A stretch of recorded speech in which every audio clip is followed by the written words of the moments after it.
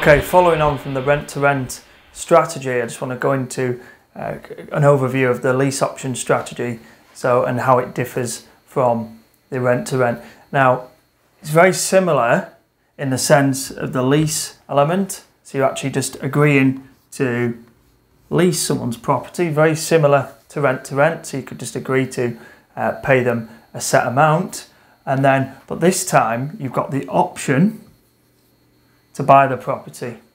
Now that's a very key part to obviously lease options, and what that is basically if you agree today 100,000 to buy the property for 100,000,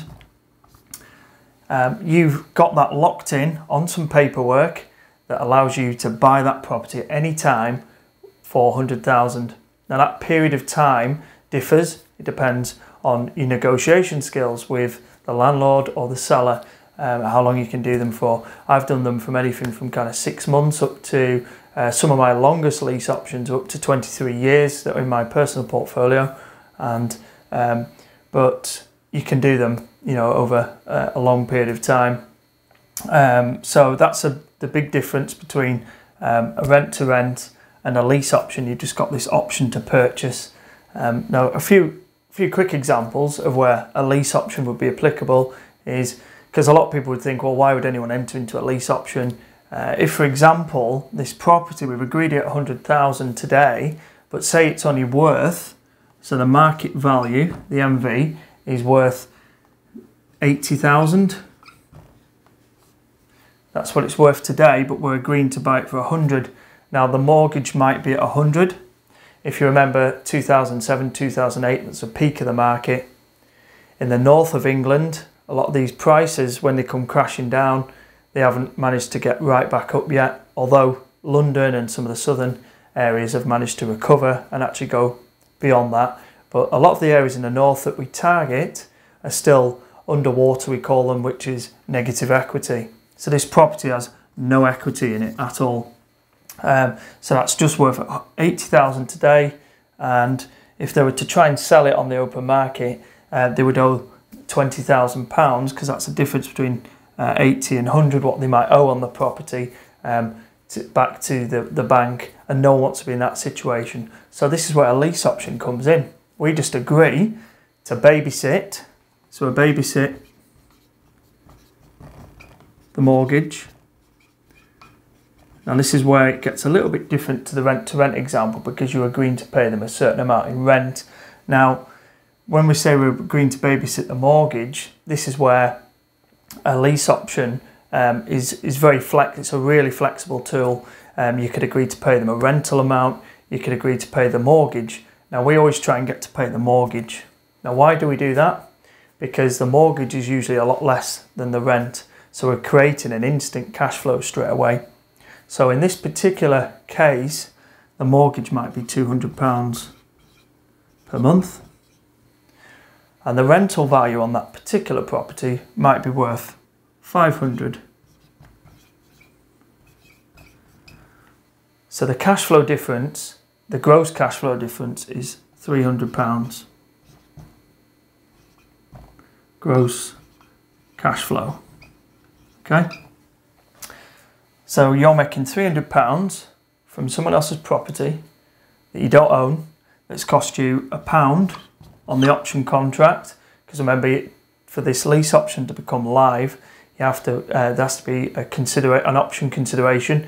I think it used to be a peppercorn, but you have to have a minimum of £1 down on the contracts, and that means that you can buy that property for £100,000 anytime within the period that you agree. Now in this particular example, the landlord has got 7 years left on his mortgage.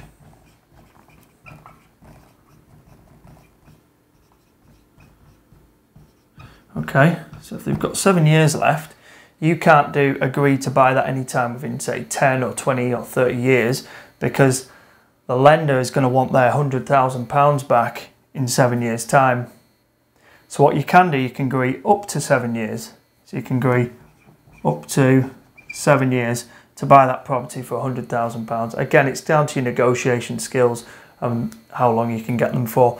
But we've had many sellers and landlords give us the keys and say, look, the property, I've had some bad experiences with it, I can't rent it out, various circumstances, and again, it comes down to motivated sellers, and we'll come on to why someone might be motivated enough to give us their property in this instance, because there's lots of people right now that would give their keys to someone like us or one of our investors and say, right, you just take care of the property and babysit the mortgage.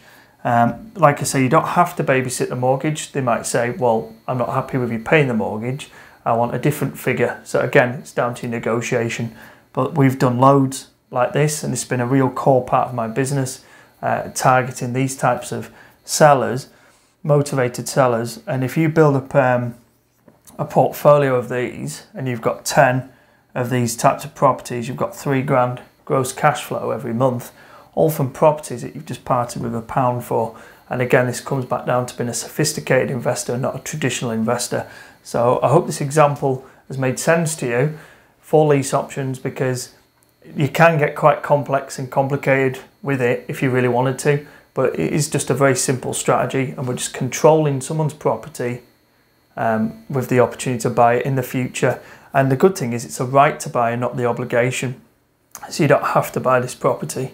And I'll show you some other examples where objection handling and things like that, where some seller might say, well, I want you to buy it 100%. There's different ways you can actually agree to turn it from the right to buy into the actual obligation, which is known as an exchange with delayed completion. But we'll come into that later on, because it's quite a complicated kind of scenario, because that's when stamp duty becomes payable and you're actually committed to buying it. But we're about keeping it all simple. So rent to rent, then lease option, and we'll go on to our next strategy. Okay, I hope that's helped.